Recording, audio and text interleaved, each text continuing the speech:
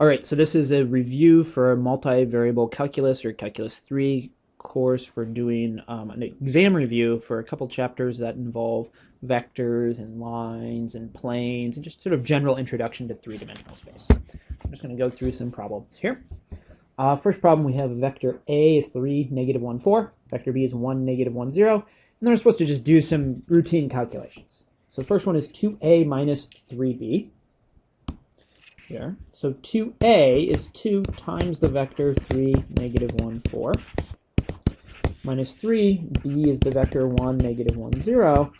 Now when we multiply a vector by a scalar, we just sort of distribute this 2 to each of the 3, negative 1, 4. And this 3 to each of the 1, negative 1, 0.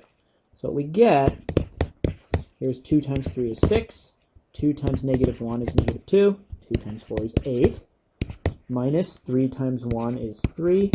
3 times negative 1 is negative 3. 3 times 0 is 0. And then the subtraction with vectors is just component-wise. So we get 6 minus 3, that's 3. Negative 2 minus negative 3, it's negative 2 plus 3, that's 1. And we get 8 minus 0, that's 8. So our answer here is the vector 3, 1, 8. Next question, we've got A dot B. So that is 3, negative 1, 4, dotted with 1, negative 1, 0. And now we just want to do a dot product here. So what the dot product does is we take the first component of A times the first component of B, 3 times 1, second component times second component, and we're going to add that. So plus negative 1 times negative 1, plus 4 times 0, third components. Here, and what we get with our dot product is going to be a scalar. 3 plus 1 plus 0, that works out to be 4. Next question, we're going to do a cross product. Cross product of two vectors should give us another vector back. Got our A and B written down up here. So we're looking for 3, negative 1, 4, crossed with 1, negative 1, 0. So there's a few different ways to sort of do the bookkeeping for this calculation. I like to do this as a determinant of matrices, or of a matrix. We have I, J, K, go up here, and I put the first vector, 3, negative 1, 4 in the second row, and the second vector, 1, negative 1, 0, third row, and then I'm going to do a cofactor expansion along the first row, and get I times the determinant of negative 1, 4, negative 1, 0, so that's negative 1 times 0. I'm going to cross out the column and the row. I'll just write that out. Negative 1, negative 1, 4, 0. And then it's a minus j times cross out the column and row of j. Get a 3, 1, 4, 0, 2 by 2 determinant, and plus k. Note we get a plus I and a minus j and a plus k. And we get a 3, negative 1, 1, negative 1. And these just work out to be, see, negative 1 times 0 is 0, minus 4 times negative 1 is plus 4. So we get 4i. So we have 3 times 0 is 0. 4 minus 4 times 1 is 4. We're going to subtract 4. This determinant is negative 4. The negative out there makes this a plus 4j.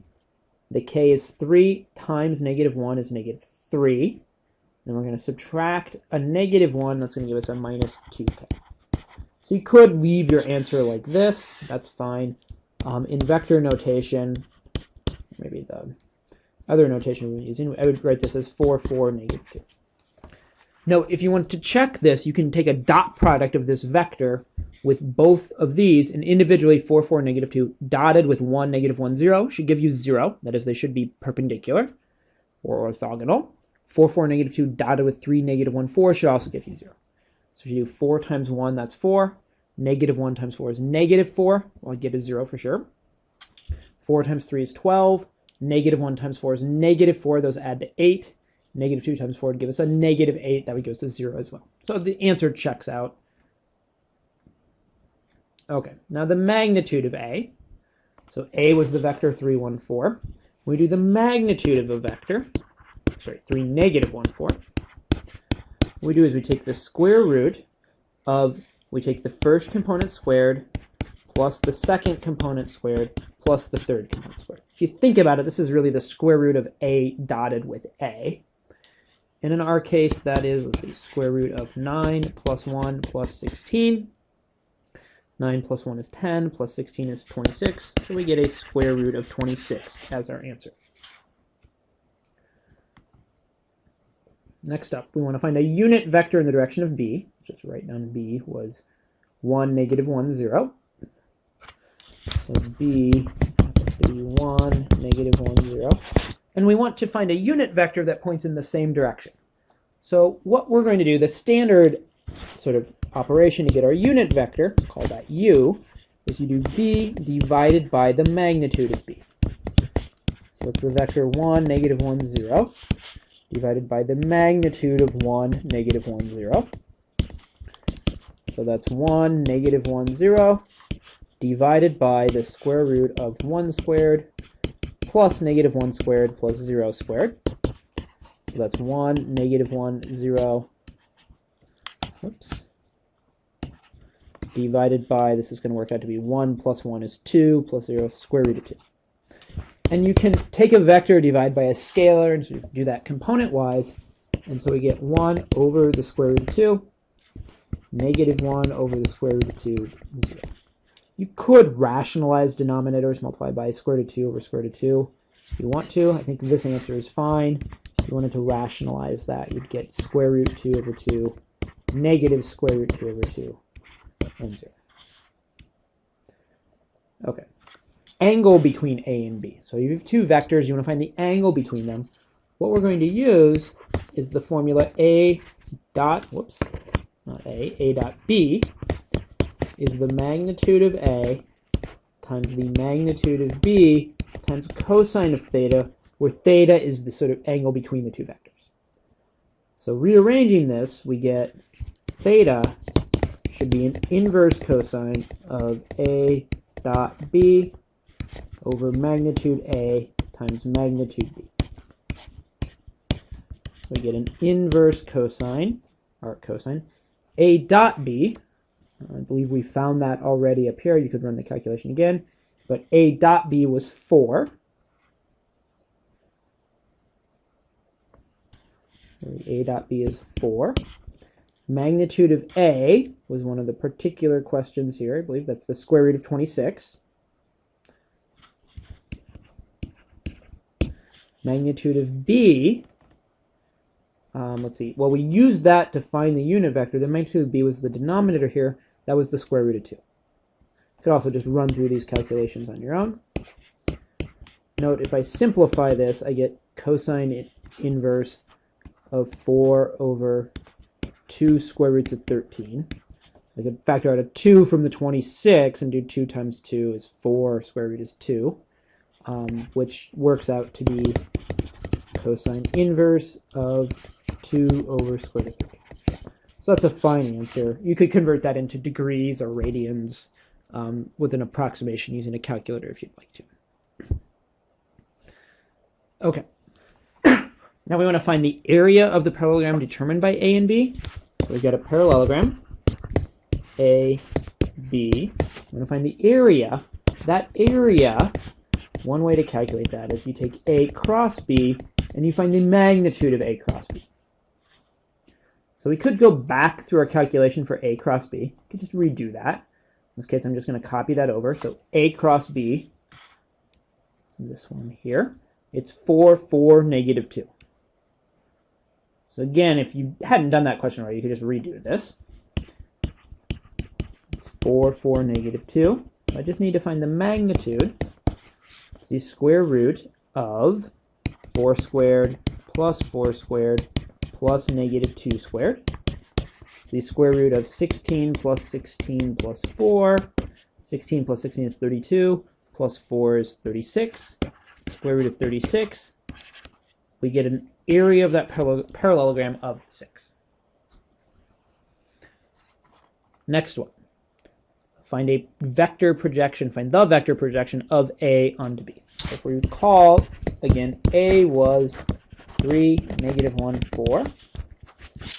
B, our vector, I believe it was 1, negative 1, 0. I want to just check that. Yep, we've got a 1, negative 1, 0. Whoops. Not where I was. -1, -1, 0 for b. And we do this projection here of a onto b. The picture, when you look at this, is you've got a vector here. Let's see, this vector is a, and then there's some other vector b here. And what we're looking for is really this vector here, where we get a right angle. So that red vector is the projection of a onto b. So that's really what we're looking for here. And the formula for that, so we're going to do a projection of onto 1, -1, 0. We're going to project 3, -1, 4. That formula is I'm going to dot my two vectors, 3, -1, 4, dotted with 1, -1, 0. And I'm going to divide by the magnitude of the vector I'm projecting onto. That's b, or 1, -1, 0 in this case, but that magnitude squared. And then I'm going to multiply by the vector 1, -1, 0. So this is going to give me a vector. This really gives me some sort of multiple of this vector here. So we're going to get, oh, sorry, I actually messed up my projection here. I have to go back looking at this. This is not the projection of a onto b. Whoops. Well, let's draw a in here again. So a goes here. What we want to do, we do want to drop this perpendicular, but a projection of a onto b should be in the direction of b. So I messed that up there a bit earlier. So we get this projection here. And you'll notice here what I was thinking of is that what I'm getting is a multiple of b, 1, -1, 0, so that vector should point in the same direction as b, or perhaps in the opposite direction. This sort of perpendicular vector should dot to 0 with b, but that's not going to happen here. Okay, now we need to do the calculation. We get 3 plus 1 plus 0, that's 4 when we do the dot product. This bottom is going to be 1 squared plus -1 squared plus 0 squared. We're going to multiply that by 1, -1, 0. So we're going to get 4 over 2 on the bottom times 1, -1, 0. That's 2 times 1, -1, 0. So that gives us the vector in the end, 2, -2, 0. So that's really this red vector here. Okay. Now that was projection, vector projection. Let's find the scalar projection of a onto b. So the scalar projection, all this is when it's scalar projection, is it's really the magnitude of the projection of a onto b. So you could, given that we have the vector projection, just take the magnitude of that vector. That would be fine. Another calculation here is you could say this is a dot b divided by the magnitude of b. Note, not squared like we did up here, but we just have one b there. Essentially, we're using the other b to change this, oops, sorry, the other magnitude of 1, -1, 0. Take this minus one of those to get a unit vector here. And we need an absolute value of a dot b as well, because a dot b could be negative. So in our case, what we get is a dot b is 4. Magnitude of b is square root 2. So we get 4 over square root of 2. It's probably an okay answer. It might be a good idea to multiply top and bottom by square root 2 to rationalize that denominator. So we get 4 square root 2 over 2, which is 2 square roots of 2. So the scalar projection of a onto b is 2 square root of 2. Note that's going to be the same thing as the magnitude of this 2, -2, 0, of the vector projection. Okay, so end of that a and b vector calculations. New question. We want to find the equation of the line containing the points 3, -1, 4, and 2, -1, 0. So when we say the equation, this is going to be a parametric equation. And so the general setup here is we're going to just do an r of t. What we're going to get is pick one of the points. It doesn't actually matter which one. I'm going to pick the first one. So you can take the point plus multiples of the vector between the 2 points. And the way you get that vector is you're going to subtract component-wise. So let's do 2 minus 3, that's -1, -1 minus -1 is 0. 0 minus 4 is -4. You could have subtracted in the other way. You could have used the other point here. When you put this all together, what you get, let's see, this is 3, -1, 4. When you distribute the t, you get -t, 0, -4t. You add component-wise, you get 3 minus t, -1, 4 minus 4t. So this is really your parametric equation for the line that contains these 2 points. Note the way we did this. If you plug in t equals 0, you'll get 3, -1, 4, the first point. And if you plug in t equals 1, 3 minus 1 is 2, -1, 4 minus 4 times 1 is 4 minus 4 is the 0. So this is the point when t equals 0. This is the point when t equals 1. Sometimes that's nice to know. Okay, next sort of standard calculation here is we have 3 points, and generally those points will determine a plane. We're going to find that plane. So the first thing we're going to do is let's just write down the points here in a drawing. So we have 3, 2, 1. We have -4, 0, 4. And then we have 0, -1, -2. I'm going to try and find a normal vector to the plane. To do that, I need 2 vectors in the plane. And so I'm going to do at least, well, 2 subtractions here of points. So this vector here, let me write that in red, it's going to be -4 minus 3. That's -7. 0 minus 2, that's -2. 4 minus 1, 3. So the vector from 3, 2, 1 to -4, 0, 4 is -7, -2, 3. That's one vector that's sort of in the plane we want. The other vector from 3, 2, 1 to 0, -1, 2, so 0 minus 3 is -3, -1 minus 2 is -3, -2 minus 1 also -3. So here's another vector that's in this plane.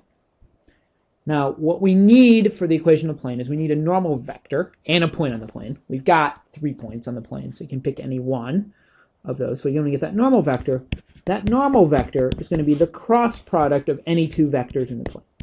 So I'm going to take -7, -2, 3, and cross that with -3, -3, -3. So you get, here, let's see, -7, -2, 3, -3, -3, -3. Let's see, in the I component, we get -2 times 3 is positive 6, minus 3 times -3, that's minus -9, so plus 9, that's a 15. For the J component, -7 times -3 is positive 21.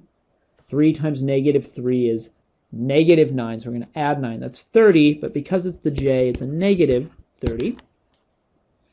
And then the K would be -7 times -3 is positive 21. Minus 2 times 3 is 6. 21 minus 6, that's a 15. So this is our normal vector, 15, -30, 15. You could now write an equation. You could do 15, a few ways to do this. 15 times, let's pick the point 3, 2, 1 here, sort of arbitrarily pick a point. 15 times x minus 3 minus 30 times y minus the 2 plus the 15 times z minus 1, and then that should equal 0. So essentially we're saying the vector 15, -30, 15, and the vector x minus 3, y minus 2, z minus 1, if you take the dot product of those 2 vectors, you should get 0. So the 15, -30, 15 is a normal vector. X minus 3, y minus 2, z minus 1 is some random vector in the plane, or arbitrary vector. Now, you could do a couple things with this. You could distribute this out here. Something else you could do is, if you notice this vector, maybe this normal vector, let's do this in a little different way, is you have a factor of 15.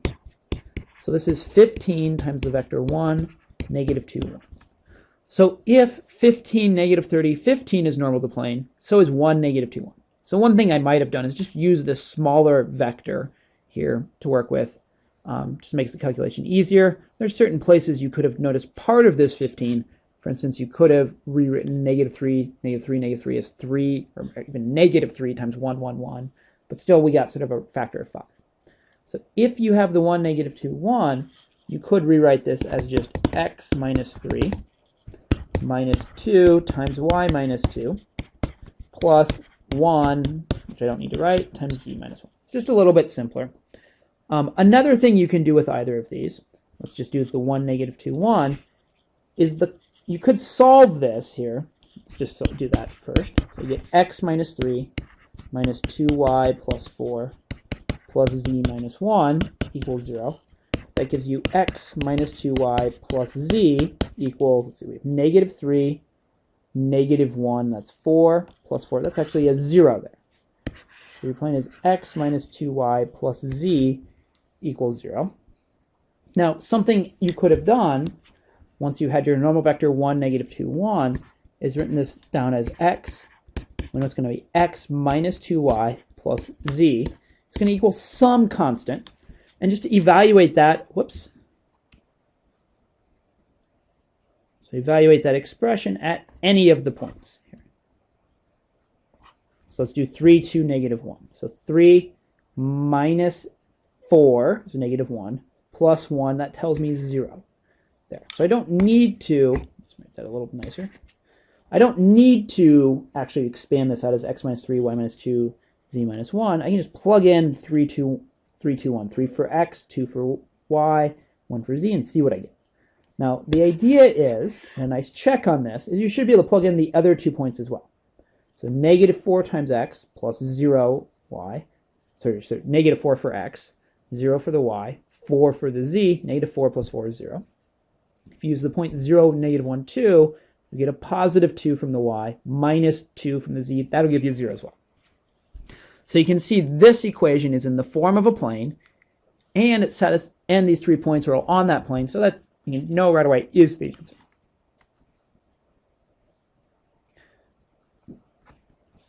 Okay, next question here. Let's find the equation of the plane containing the line r of t is 2 minus t, 3 plus t, comma 5 plus 2t, and the point 5, 3, 0. So we're finding the equation of a plane. We need a point on the plane, which we have. That's the 5, 3, 0. We also need a vector that's normal to the plane. Now, because this vector is, or this line is in the plane, you can pull off sort of the direction vector of the line. That'll give you a vector that's in the plane, not a vector normal to the plane. So we're going to have to create something else. So our geometry here, let's draw this out. We have our line, and then you have your point 5, 3, 0. Now, this particular vector, or parameterization, if I sort of pull apart the components without the t and then the parts with the t, I get 2, 3, 5, so there's no t's, plus t times negative 1, 1, 2. And if you think about how you construct the parameterization of a line, that means that we have a point on the line, 2, 3, 5. And that means we have a vector in the direction of the line, negative 1, 1, 2. So this vector here is negative 1, 1, 2. Now, I don't actually know if that vector goes this way or perhaps in the opposite direction, but it's not going to really matter here.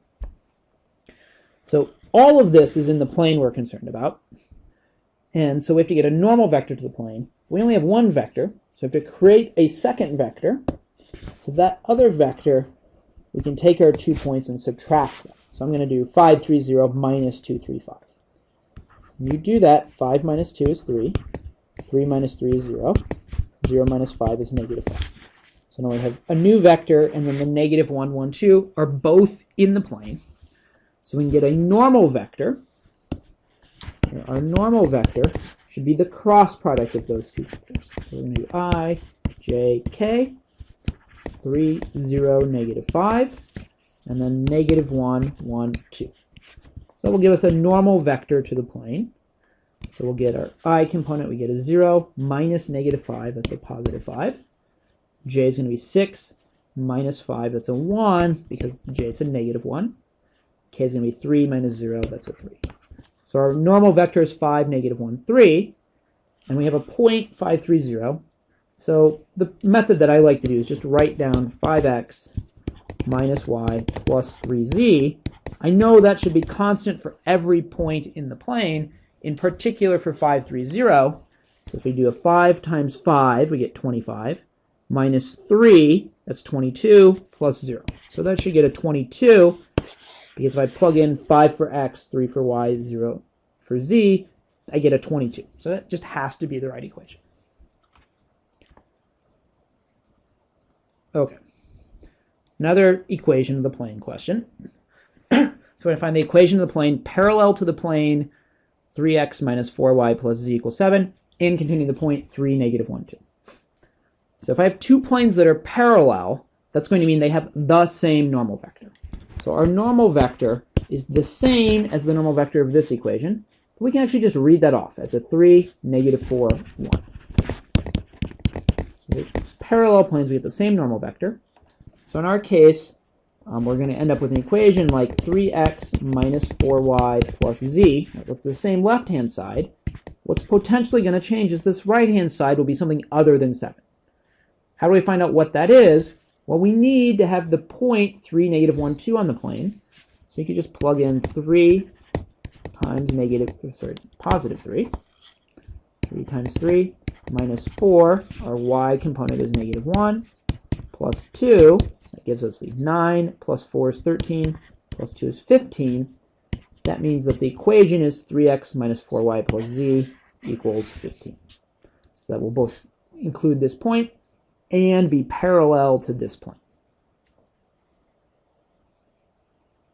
Oops, okay.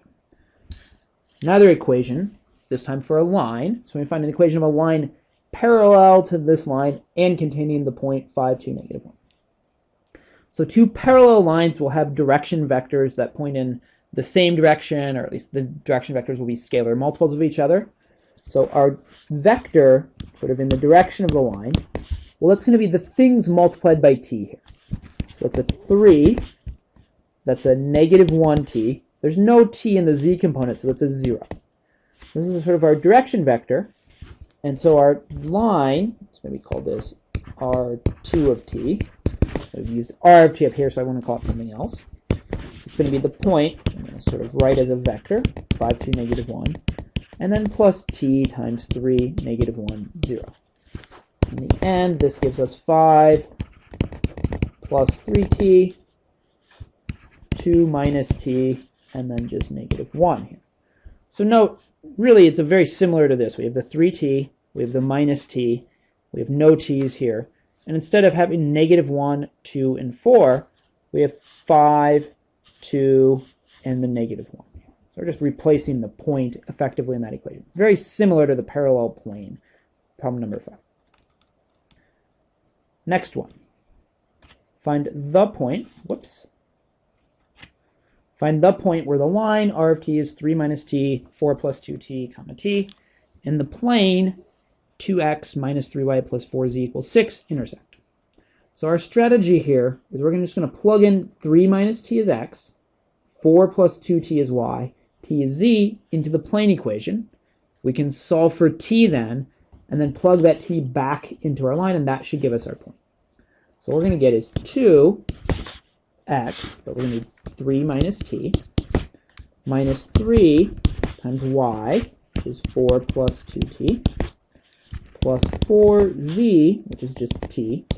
That should equal 6. So we get 6 minus 2t, minus 12 minus 6t, plus 4t equals 6. So we have a minus 8t, we have a minus 4t,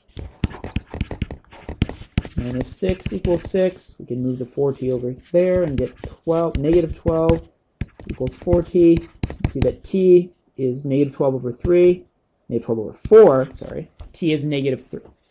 So that's not our answer, that's the t. And now we should just be able to find r of negative 3. That should be our answer. So 3 minus negative 3, that's 6. 4 plus 2 times negative 3 is 4 minus 6, that's negative 2. And then we get negative 3. And this really should be a point. I wrote it as a vector, but it doesn't really matter. So our point really is 6, negative 2, negative 3. So clearly that's on this line because we plugged in a value of t that should just give us a point on the line. We can check, is this on the plane?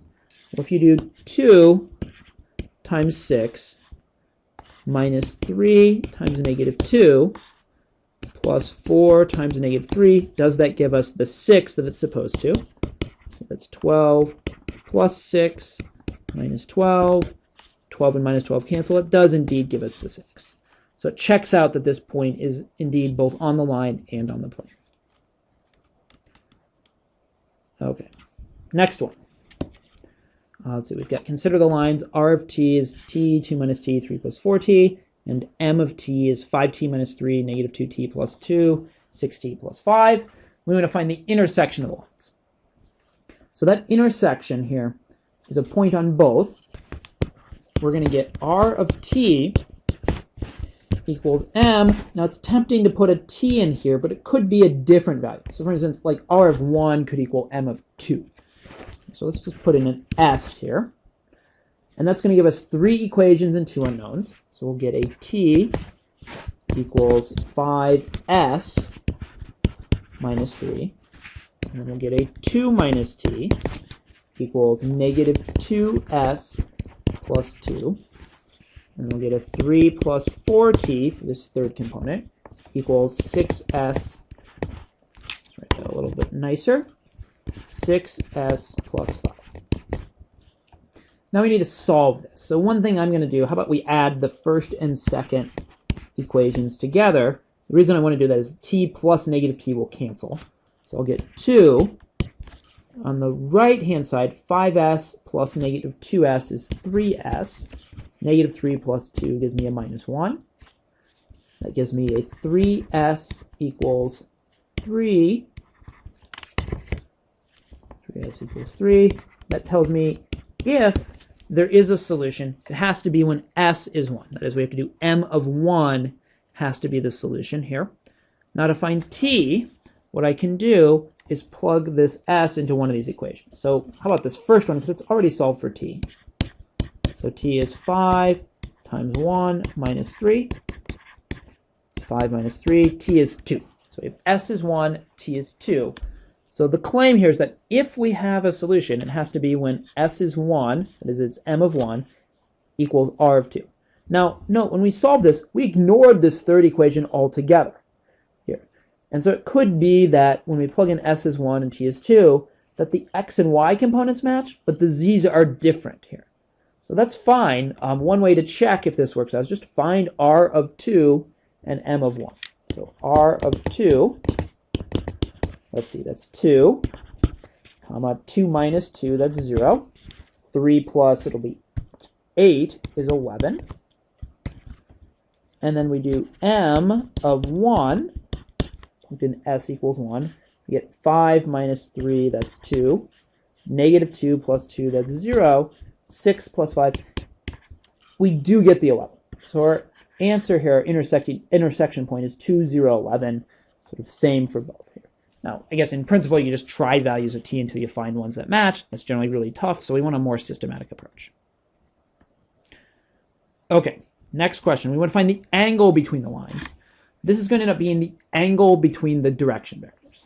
So this is going to be the angle between their direction vectors. So the first line, the direction vector is 1, negative 1, 4. It's the coefficients of t. And the other vector is going to have a 5, negative 2, 6. So we did a problem earlier on this, finding the angle between two vectors. The formula here was that theta is the inverse or arc cosine of, I'm going to dot the two vectors, 1, negative 1, 4, dotted with 5, negative 2, 6, and then divide by the magnitude of each. This is 1, negative 1, 4, magnitude, times, note that's a scalar multiplication now, times the magnitude of 5, negative 2, 6. And in our case, let's see what this gives us. Let's see, 1 times 5 is 5. Negative 1 times 2 is 2. So 5 plus 2, 4 times 6 is 24. Our magnitudes, let's see, are square root of 1 plus 1 plus 16. 4 squared is 16. Times square root of 25 plus negative 2 squared is 4. 6 squared is 36. here. So what we get is an inverse cosine of 24 plus 5 is 29 plus 2 is 31 over square root of 18 times 36 plus 4 is 40 plus 25, that's square root of 65. So I might just leave this like that. You could multiply 18 by 65, get some larger number in terms of 1 square root. Maybe you could rationalize the denominator. You could also like approximate this with a decimal either in degrees or radians for your inverse cosine. But this gives you an exact answer here. And it's not going to, doesn't appear that it's going to simplify very much. Okay. Next question. So we have a graph of x squared minus z squared equals y cubed plus y squared. So this is almost like one of those quadratic surfaces, but we have this y cubed messing things up. In any case, we can still draw cross sections, which sometimes are called a trace. Here's why this word trace is in here. So we're going to draw a cross section when y equals negative 2. All we need to do is plug in negative 2 for y. So we take x squared minus z squared is negative 2 cubed plus negative 2 squared. So that's x squared minus z squared equals negative 8 plus 4. That's x squared minus z squared equals negative 4. And it's going to be customary to sort of multiply both sides by negative 1. That'll give you z squared minus x squared equals positive 4. So customary to get a positive constant here. Now when we graph that, I'm going to choose to graph this on the xz plane. So I'm going to label x here, z here. We're going to get a graph here. This is a hyperbola, and I have to think about, does my hyperbola, and then does it open this way, sort of as the red direction, or does it open in sort of this blue direction here? So it's one or the other. I'm not going to get too concerned about drawing this precisely, but it's either sort of this blue hyperbola or the red hyperbola. To figure that out, what I'm going to do is, well, if x is 0, here I get z squared equals 4. So if x is 0, z could be positive 2 or negative 2.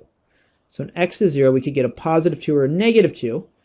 That was going to leave us the blue. Note the red here do not have any points when x is 0. So the red, those are not that's not the correct hyperbola. So it's the blue hyperbola here. Next one. We're going to do a cross section when y equals 0 here.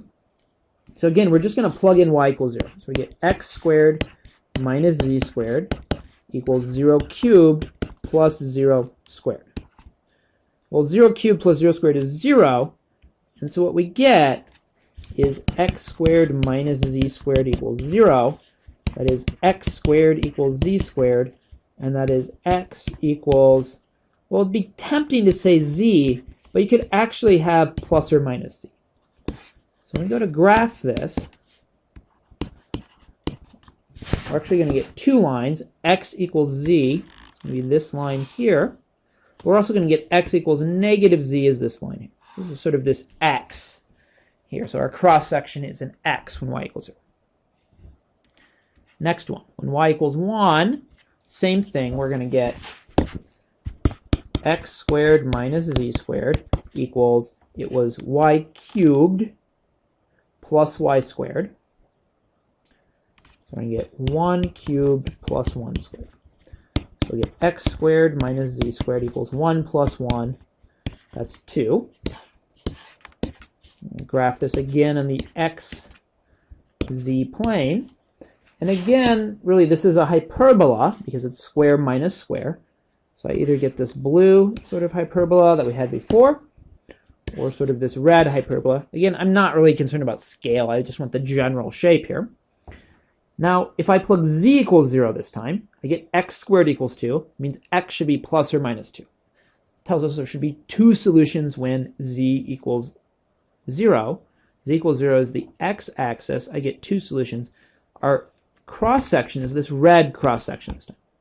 So it's the other hyperbola here. Okay, so we're going to do problem 10 now.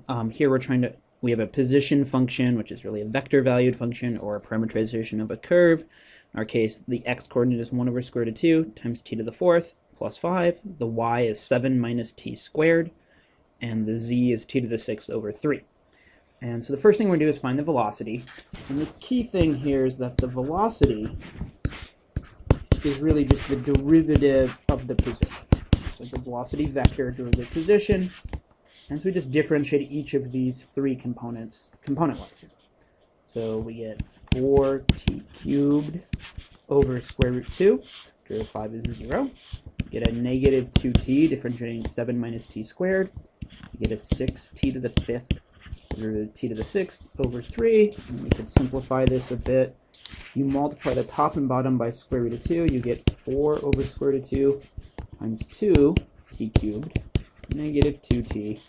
And the 6 and 3 simplify to just a 2. And then we have a 4 and 2 that will actually simplify down to 2 square roots of 2, t cubed, negative 2t, and then 2t to the 5th. So this here, that's our velocity, which is a vector. Okay, so that's velocity. Now acceleration, so that's a of t. Could write this as a couple ways. One is it's the velocity's derivative, so v prime of t, or because v is r prime, that's r double prime of t. Either way. Here I'm going to really focus on the v prime of t setup because I have v velocity from the previous question here, so I'm just going to differentiate this function. Could start with the original position and differentiate twice, but I've already done sort of half of the work, so I don't need to do that. Okay, so what we get here is we get 2 square roots of 2. Derivative of t cubed is 3t squared. Derivative of negative 2t is negative 2. And we get 2 times 5t to the 4th. And so we get our acceleration to be, this is 6 square root of 2, t squared, comma negative 2, comma 10t to the 4th. So there's our acceleration. Okay, speed. So speed, what that is that's really the magnitude of the velocity. Or you might write this as the magnitude, I guess, of r prime of t, because the velocity is r prime of t. So what we need to do is go up and get our answer here. So that's 2 square roots of 2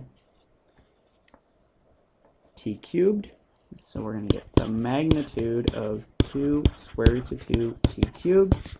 That y component from the velocity was negative 2t, and then the z component was 2t to the 5th.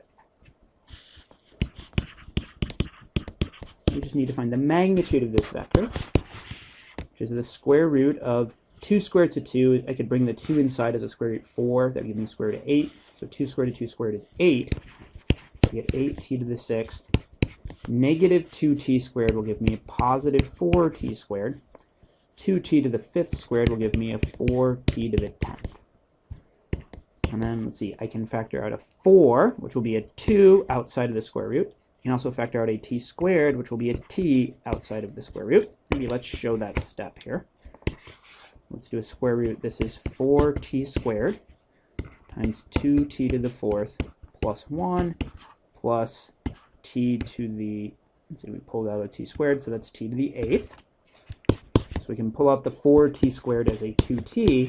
And then we have a square root of t to the 8th plus 2t to the 4th plus 1. That's going to actually be t to the 4th plus 1 squared.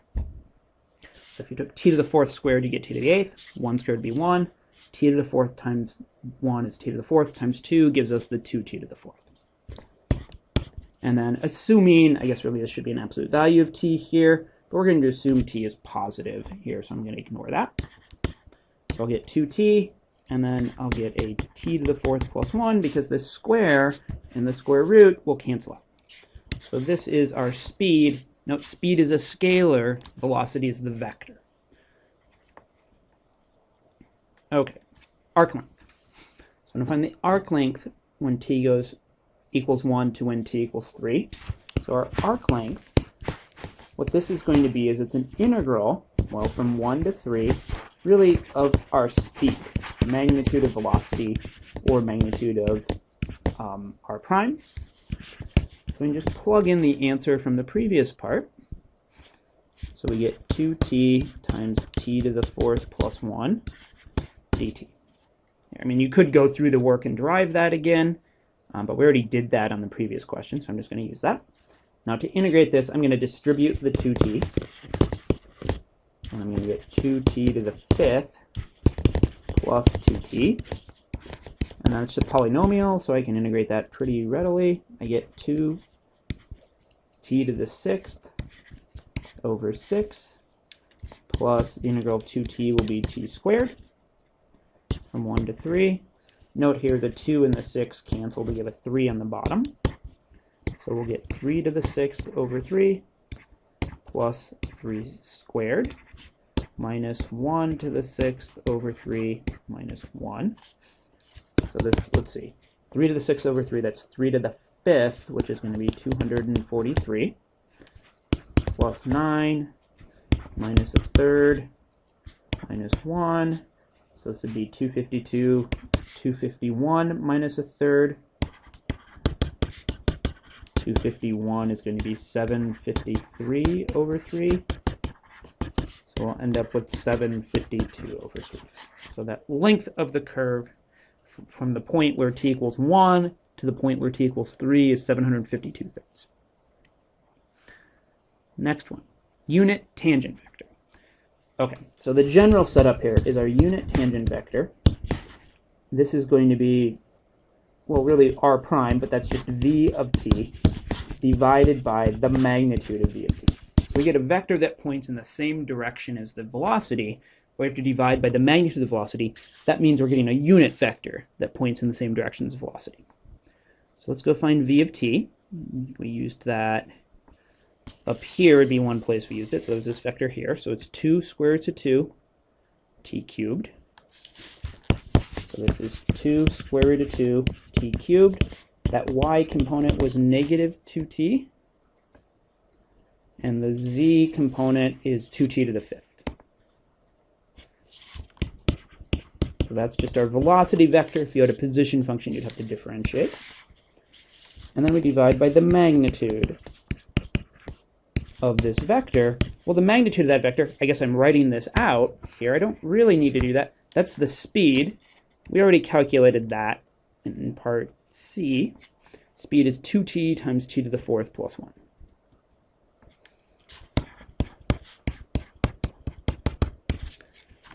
Now, I have to divide component-wise here. And so what I'm going to get, here, let's see, I'm going to get, 2 over 2 will cancel, so I'll get a square root of 2, t cubed over t is t squared, over t to the 4th plus 1 in the first component. Second component, the 2 t's will cancel, and I'll get a negative 1 over t to the 4th plus 1. Third component, I can cancel a 2t and be left with t to the 4th over t to the 4th plus 1. So this is our unit tangent vector. Oh, curvature. So curvature, this is really, I guess, dt ds. So we take a derivative of our unit tangent, but with respect to arc length. So our unit tangent vector, we can't just differentiate this because our parameter is t, which is not going to be the arc length. So you could reparameterize that with respect to arc length. That's going to get a little bit tricky. So what I'm going to do instead is just rewrite this as dt dt times dt ds, the magnitude of that, which works out to be the magnitude of dt dt times 1 over, this is really an absolute value of ds dt. Note ds dt is really just the speed. And so what we're going to get here is a magnitude of dt dt divided by our speed. So our speed again was the 2t times t to the 4th plus 1. So that's our setup here. And so now we can go and actually find a derivative of our unit tangent vector. So here's our unit tangent vector. So when you do a derivative, I'm going to write the denominator for this here. I'm going to write the 1 over 2t times t to the 4th plus 1 on the outside, and then do this derivative. So I'm going to do quotient rule on the first step, first component. So I get the bottom times the derivative of the top minus the top times the derivative of the bottom all over the bottom squared. And then we're going to go and say the second one, I can do the same thing. So I get the bottom times the derivative of the top, but that's 0, so I don't really need to put that, minus the top, which is, let's see, our -1, so that'd be a +1, times the derivative of the bottom, which is 4t cubed, over the bottom squared. And then we're going to get bottom, the third component, times 4t cubed, bottom times the derivative of the top, minus the top times the derivative of the bottom. Again, that's over the bottom squared. There's really our calculation. Now it's just a matter of simplifying this down some. I can pull out a t to the 4th plus 1 squared from all of the bottoms here. So we get 1 over 2t times t to the 4th plus 1. That'll be a cubed now. On top, let's see, I get a 2 square root 2 t to the 5th plus 2 square root 2 t minus 4 square root 2 t to the 5th. I just get a 4t cubed in a y component, and I'm going to get 4t to the 7th plus 4t cubed, stripping that, and then I'll get a minus 4t to the 7th. And so what we get, 2t, t to the 4th plus 1 cubed, and we get, let's see, so we'll have -2 square root of 2 t to the 5th. These two will sort of subtract off from each other. And I get plus 2 square root of 2t, comma, 4t cubed. And then here, these 4t to the 7th cancel. I get 4t cubed there as well. One thing I'll note is this t I could cancel out. And so in the end, I'm going to write, and I could get a 2. So I can get 1 over t to the 4th plus 1 cubed times, let's see, this is going to be negative square root of 2 t to the 4th plus square root of 2t, comma 2t squared, comma 2t squared. And I made a mistake here when I started, I'm noting here. So my curvature, that's really our kappa, here should be our curvature. This should be a scalar, but I'm getting a vector. So that tells me I didn't get the right thing, means I made a mistake somewhere. What I did is I did dt, so I found the derivative of the unit tangent vector with respect to time, but I was supposed to take its magnitude. So I'm supposed to take the magnitude of this. All the steps we did so far will work just fine with magnitude, but it means we've got some more work to do. I'm going to have to do this down here in the next problem. Here. So what I'm going to do, let's just keep going in green here. So I get a 1 over t to the 4th plus 1 cubed times the magnitude of this. So I have to square the first component. So that's going to give me a 2, let's see, t to the 8th, negative square root of 2 times square root of 2 is a 2, and I'll get another 2 when I square this, so that'll be a minus 4 t to the 5th, and then I'll get a 2t squared when I square the square root 2t. And I'll get a plus 4t to the 4th.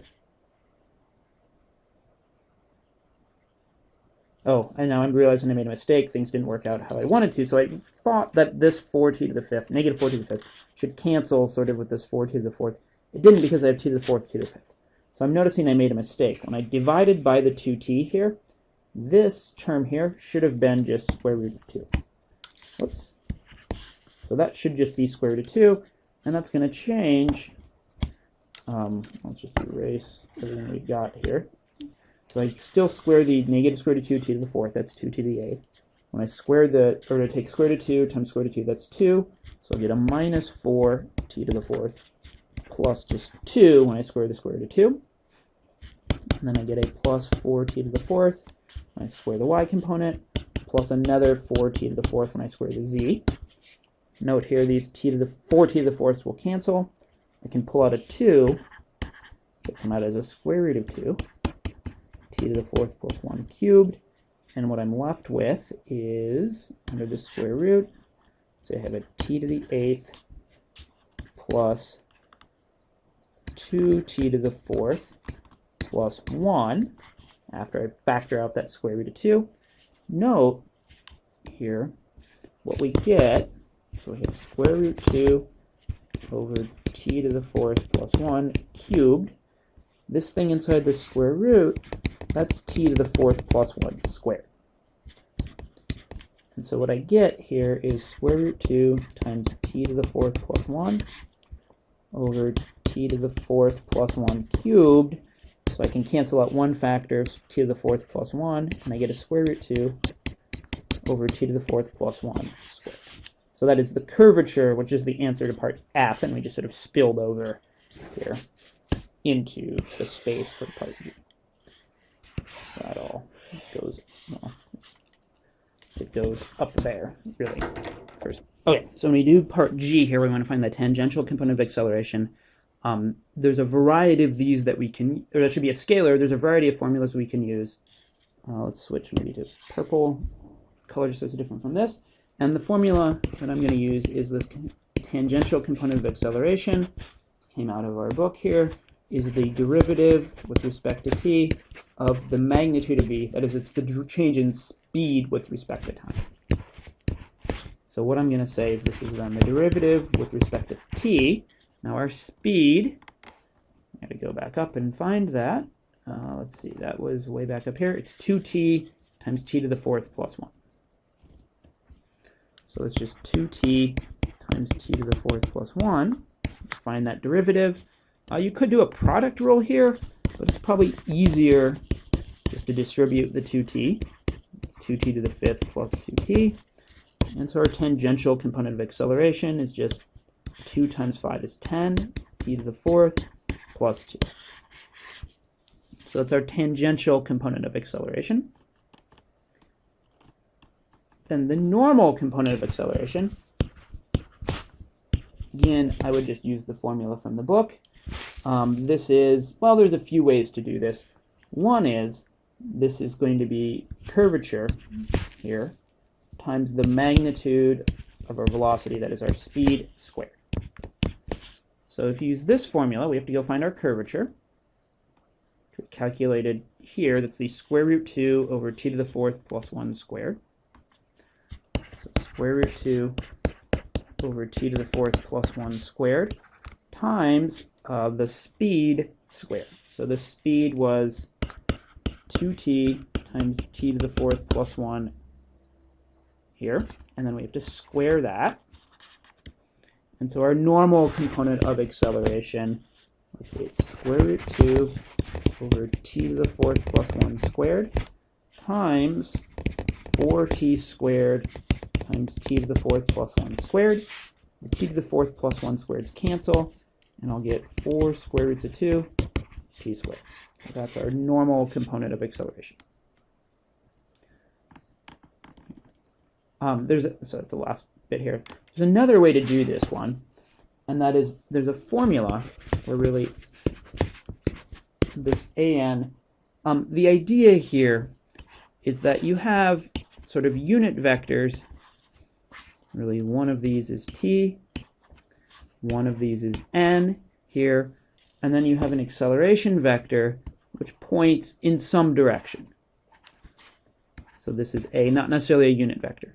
And the idea here is that you can rewrite a as this red vector here plus this blue vector here. And the red vector should be, well, it's in the direction of the principal unit normal vector. So it should be an, so sort of the scalar component, times n. And that blue vector is in the direction of the tangent, so that should be at times t. Now, if you look at this picture here, we have a right triangle. Do this in green, I guess. So we have a right triangle. That right triangle, one leg, the red leg here, the magnitude of this vector, n is a unit vector, so that length is the normal component of acceleration. The blue side here, this bottom side, is going to be the tangential component of acceleration. And then the hypotenuse should be the magnitude of the acceleration. So if you put that all together, if you already had the tangential component of acceleration and you had the magnitude of acceleration, you could use the Pythagorean theorem, and the normal component of acceleration would just be the square root of the magnitude of a squared minus the tangential component of acceleration squared. And so what we could do, here we go, find our acceleration way up here. So that was our acceleration. I'm gonna just copy this here. Scroll way back down. Whoops.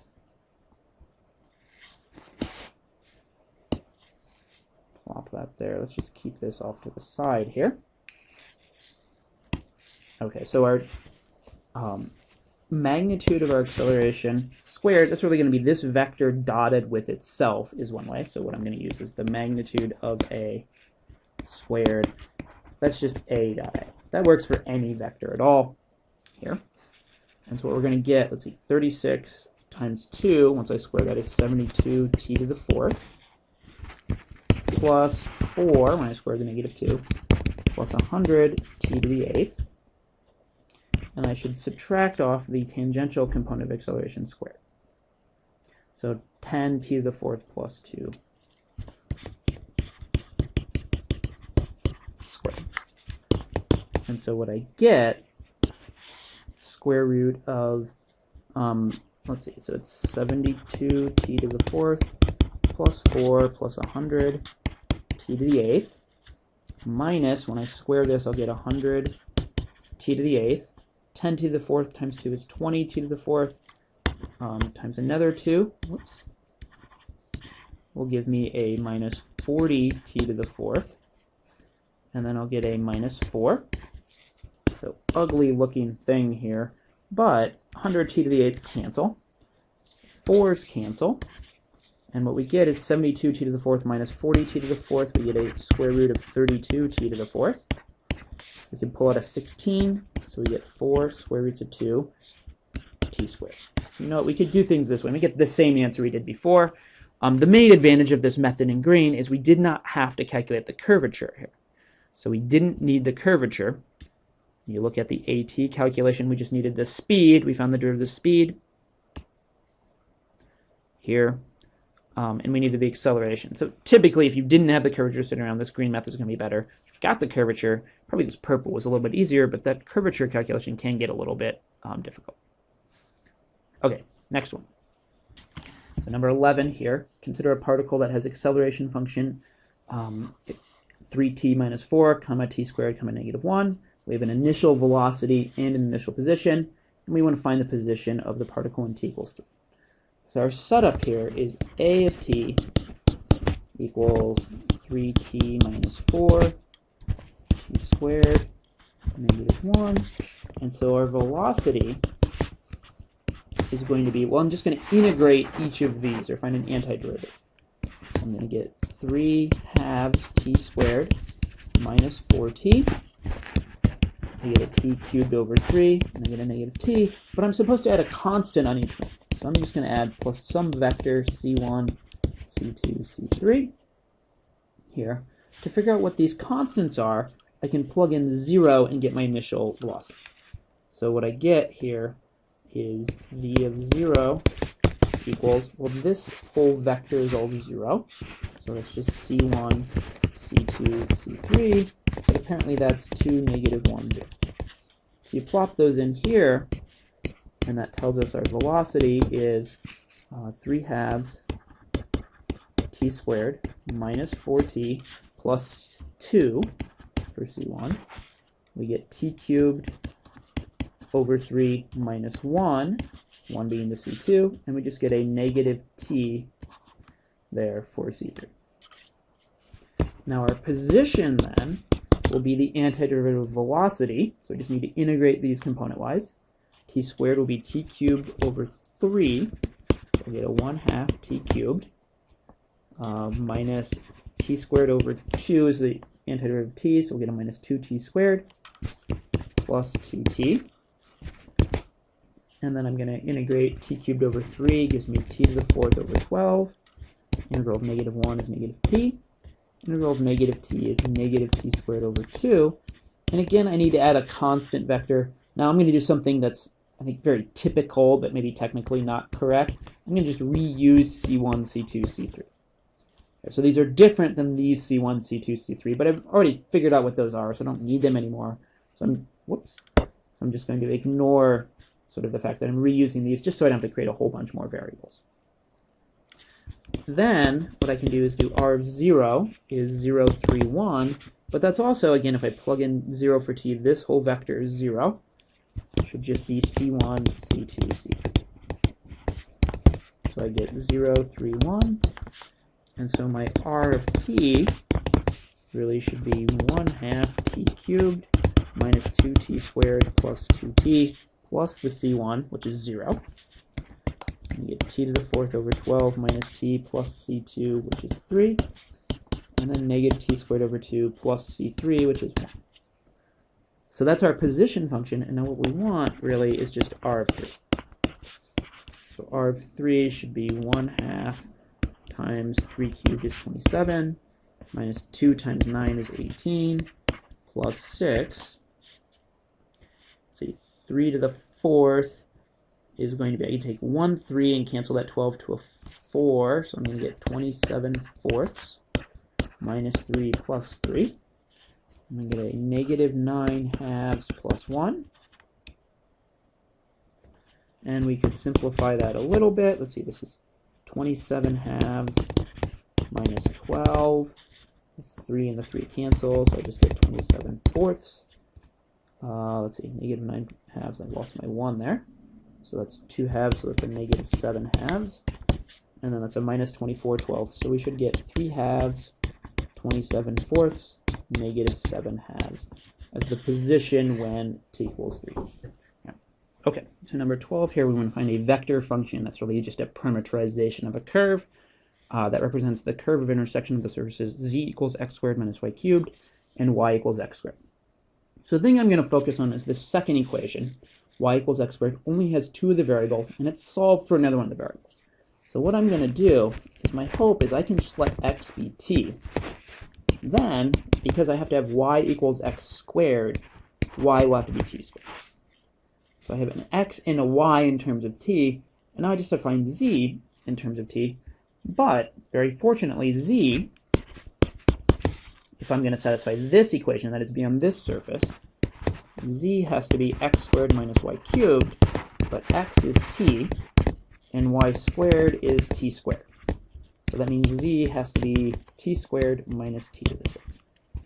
So my parameterization here is just t squared minus, whoops, sorry, that's the z component.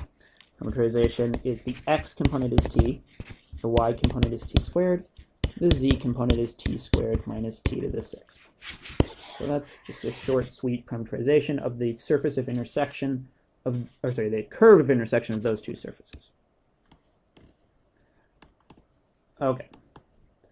One more position function. We want to find our unit normal here, our principal unit normal vector. So what we've got here is an r of t. We want to find the principal unit normal. So what I'm going to do, first of all, is find t of t. To do that, I have to find r prime of t, and so maybe I'll just write off up here. I really want to find, first of all, t of t, which is r prime of t. Whoops. Kind of mess with that. So that's going to be r prime of t divided by the magnitude of r prime of t. So it's a unit vector in the direction of the velocity, which is r prime of t. So r prime of t here, I have to do a chain rule. And you get a negative 3t squared sine t cubed. So I would get a negative sine t cubed, and then the 3t squared is the derivative of t cubed. Derivative of sine is cosine, but the derivative inside is 3t squared. So I get cosine t cubed, and then I get a 0 in that third component. Now, this particular vector I can rewrite as, let's see, how about 3t squared times negative sine t t cubed times cosine t cubed. The reason I want to do that, well, and then it is 0. The reason I want to do that is it's going to make finding the magnitude easier, because then the magnitude of r prime of t, because I have this scalar out in front, is just 3t squared times the magnitude of the rest of this, which is going to be, let's see, so it's just going to be sine squared t cubed plus cosine squared t cubed. But this is a sine squared t cubed plus cosine squared t cubed, so that's 1. So I get 3t squared times square root of 1. That magnitude is 3t squared, which means t of t here is going to be, let's see, so it's 3t squared. Well, okay, it was a unit vector in the direction of this vector, so it should just be that vector. But you can notice I'm just going to divide here by the 3t squared. So here's my r prime of t.